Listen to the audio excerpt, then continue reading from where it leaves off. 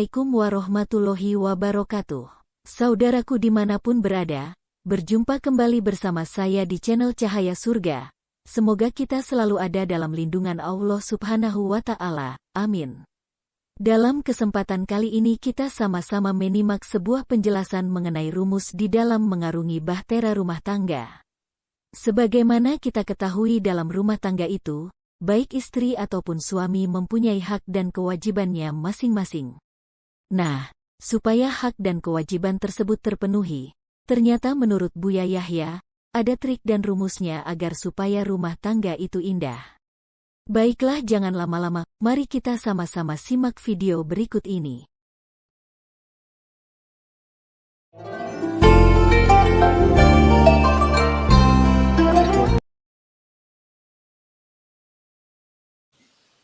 Kewajiban-kewajiban. Sebetulnya pakai rumus, kalau Anda paham rumus ini, nanti kewajiban akan terlaksana. Semua kewajiban akan terlaksana. Rumusnya aja kami berikan. Rumus di dalam hidup rumah tangga. Yang pertama adalah jangan jadikan rumah tanggamu karena Allah. Hidupkan suasana rohaniyat. Mulai digunakan untuk sholat sunnah, baca Al-Quran, berzikir rumahmu. Ini pertama. Sehingga kalau pasanganmu semakin dekat kepada Allah dan dirimu juga senang dekat kepada Allah, nanti akan terbimbing secara otomatis. Jangan biasakan di rumah kita ada maksiat. Karena maksiat itu sebetulnya mengajari dia untuk bermaksiat di saat jauh dari kita. Misalnya seorang suami mengajari istrinya nonton yang enggak-enggak. Na'udzubillah, hari ini kan banyak film-film yang enggak karu-karuan. Sampai film porno, film ini. Ngajak nonton bersama dengan istrinya. Waktu suaminya pergi, istrinya nonton sendiri. Yang ngajari suaminya. Bodoh dia. Pastikan di rumah kita tidak boleh melihat yang haram. Tidak boleh terjadi itu. Harus pertama ini. Rambu-rambunya. Baru nanti kewajiban akan terjadi. Yang kedua adalah bangun cinta. Karena Allah. Kasih sayang karena Allah Subhanahu wa Ta'ala. Rumusnya sederhana. Rumusnya sederhana. Jadilah engkau budak untuk istrimu. Wahai istri, jadilah engkau budak untuk suamimu. Kata Sayyidina Ali. Maksudnya semuanya siap mengabdi kepada pasangan. Jangan memperbudak. Selesai. Jangan memperbudak pasangan. Hati-hati. Ini rumus. Kemudian rumus selanjutnya. Tapi rumus selanjutnya ini akan jadi pertanyaan buat Anda tadi. Lakukan kewajibanmu, jangan banyak menuntut. Nah ini Anda akan tanya, kewajiban saya apa? Kan gitu ya. Lakukan kewajibanmu, jangan banyak menuntut. Baik, mulailah dari jangan menuntut dulu. Maka kita akan ketemu nanti. Nah, melakukan kewajiban. Sehingga ini yang perlu kita tata, rumus yang pertama, kedua tadi, dan seterusnya itu. Kalau memang itu tidak dipahami, percuma orang mengetahui kewajiban. Adapun nanti kewajiban-kewajibannya itu adalah seperti memberi nafkah. Itu secara otomatis nanti.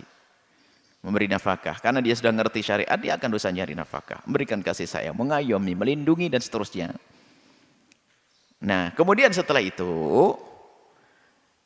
kalau ini rumus yang ketiga ini, jangan banyak menuntut ini, sehingga lihat dalam hidup ini hampir tidak tampak yang namanya kewajiban yang harus dituntut.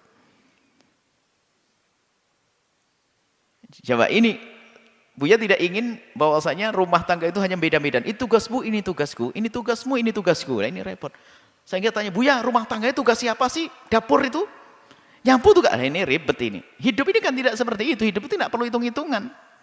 Alangkah bahagianya seorang suami yang punya tugas diselesaikan oleh sang istri. Alangkah indahnya seorang istri punya tugas dibantu oleh sang suami. Sehingga sampai tidak tahu ini tugas siapa ini. Tugas kita bersama.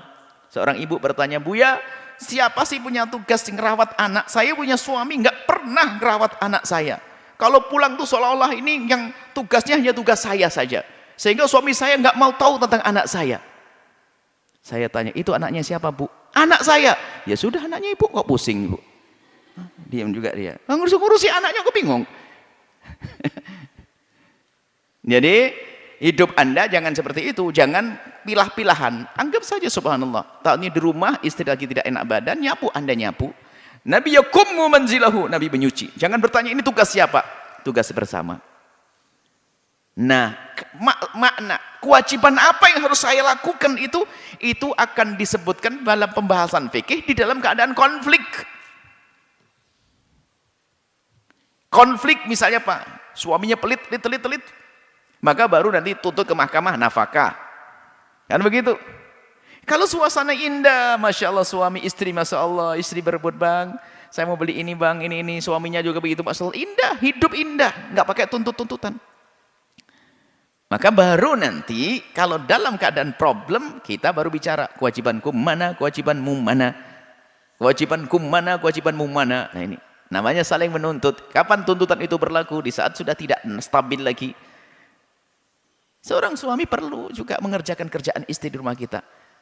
Mau membantu orang lain saja bisa, membantu istri masa nggak bisa? Kadang-kadang kok nggak mau. Ini kan tugas istri. Nah memang istri siapa? Istriku. Terus mau nolong orang saja mau, masa nolong istri nggak bisa? Iya sih. Makanya mikir gitu loh. Orang hidupnya nggak pakai mikir, nolong istri susah. Istri nolong suami nggak bisa. Terus siapa? Hidup kan harus tolong menolong. Ta'awanu. Indah. Makanya dalam hal ini kami tidak pernah mencoba menekankan ini kewajibanmu.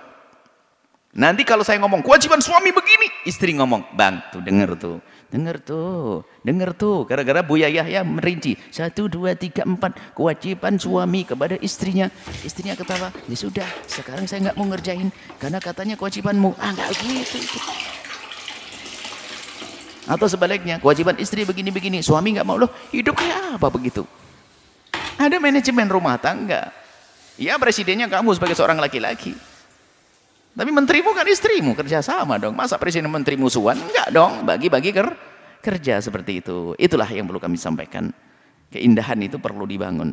Sehingga di saat seorang suami bisa mengerjakan kerjaannya seorang istri, yang ada adalah kebanggaan. Kenapa? Aku telah mengerjakan pekerjaan orang yang sangat aku cintai. Bangga, sayang, sudah selesai. Suami senang karena dia mengerjakan kerjaan istri yang dicintainya. Sang istri senang dikerjakan oleh sang suami. Terima kasih. Balas suaminya, istrinya begitu. Indah. Hidup tuh kayak gitu. Jangan tuntut-tuntutan. Istri nuntut begini, nuntut begitu. Semuanya nuntut. Bang, kenapa abang rambutnya kok keriting? Akhirnya suaminya ngomong, kenapa hidungmu begitu? Kan enak tuntut-tuntutan. Hidup kok tuntut-tuntutan. Gak begitu caranya. Semoga indah semuanya. Allahu a'lam.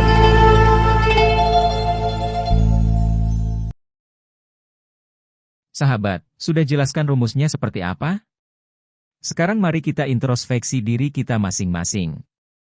Jika kita saat ini menginginkan kehidupan rumah tangga yang nyaman, katakanlah sakinah mawaddah warohmah.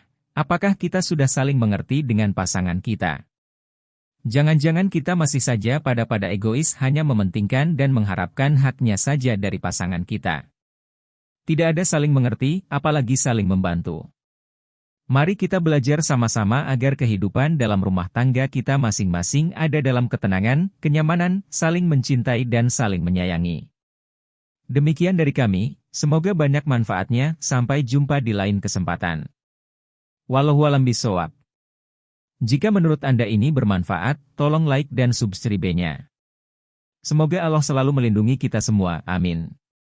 Wassalamualaikum warahmatullahi wabarakatuh.